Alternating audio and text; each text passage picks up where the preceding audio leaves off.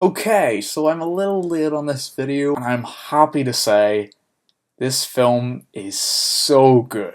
This is exactly what I could have hoped for the sequel for this film. It doesn't follow too much towards Finding Nemo. It sort of stays true to itself while also being one of my favorite Pixar films to date. It has really brilliant dialogue, some really great callbacks, some new characters that are a great addition to the story, a beautiful soundtrack, and as Pixar usually do, Finding Dory managed to get me in the heart. So let's get into this, shall we? I love the choice of storyline. This could have been something that could have felt like a cash grab, but with the use of funny moments, an actual story, like a good story, and the surprising amount of focus that this film holds on memory, and how precious memories are, and how we should really, like, there are people out there who do suffer from severe memory loss, and then we should hold those memories as close as we can. I mean, Dory forgot her parents, and that sucks.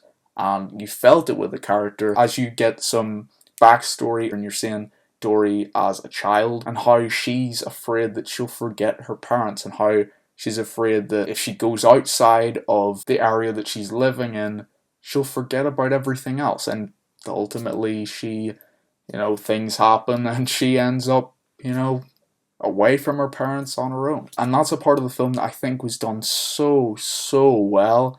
That's the part that really got me. I think adding that backstory to the character and what she's had to deal with and what she hasn't known that she's had to deal with really made the character of Dory much more compelling to me. And going back and watching Finding Nemo, I'm sure that I would be much more interested in the character now and knowing so much more about it. And I didn't know if they were going to be able to make the film all hinging around Dory, but they did, and it worked. Ellen DeGeneres does a great job putting in that comedic timing, making you love the character and the hijinks that she manages to get up to. But I would say that the biggest part of this film that made it fun to me and made it really entertaining and got me most engaged were the supporting characters. You had returning Marlin, played by Albert Brooks, and that character is so great, and he's the dad character. He is the dad character, the overprotective dad. I loved his part in the film. I thought maybe they were going to branch off and just have Dory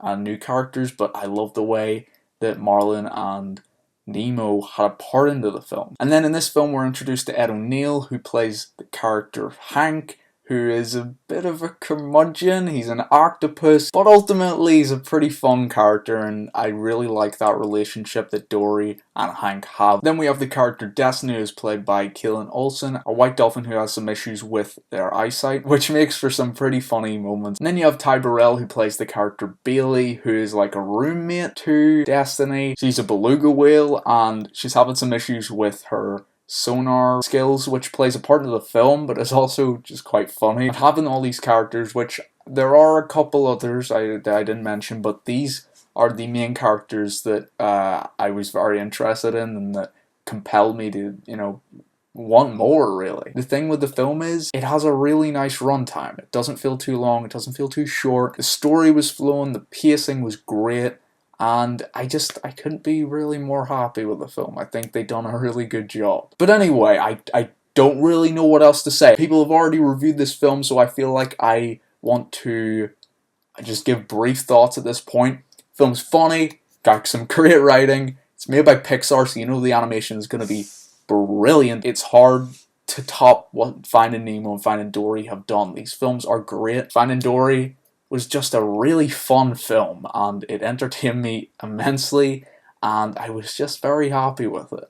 The characters are brilliant, the dialogue is witty. I think anyone could really watch this film. Kids, adults, they've done a really great job at catering to a wider audience, and that's what Pixar do. They've done that in the past, in the present, they keep doing it, and I hope they keep going, because you have films like The Incredibles, which is a really fun film, but behind it you have this conflict in a relationship between parents, and you have the kids having to cope with that. And then in Inside Out, which I don't think that this may be the main message that people may have taken from this film, but for me it was that you've got to have all those other emotions combined to make you who you are. having a great life involves sadness, it involves happiness, it involves all of those different emotions, and yeah, that's the way I grabbed from Inside Out. I love that film. The take they had on emotions, beautiful. But getting back to Finding Dory, I'm now going to give it my rating out of 5. It was clear to me